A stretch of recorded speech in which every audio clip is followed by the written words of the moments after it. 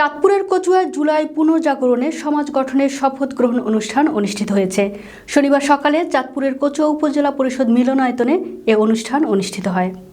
উপজেলা প্রশাসনের আয়োজনে এবং উপজেলা সমাজসেবা অধিদপ্তরের সহযোগিতায় অনুষ্ঠানটি দুটি পর্বে দেখানো হয়।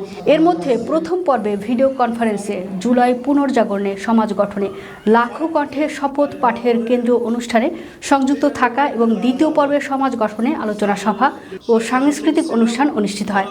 কচুয়া উপজেলা সহকারী কমিশনার ভূমি বাপ্পি দত্ত রানীর সভাপতিত্বে প্রধান অতিথি হিসেবে বক্তব্য রাখেন শিক্ষা মন্ত্রণালয়ের কারিগরি ও মাদ্রাসা শিক্ষা বিভাগের যুগ্ম সচিব মোহাম্মদ মনিরুজ্জামান ভূঁইয়া।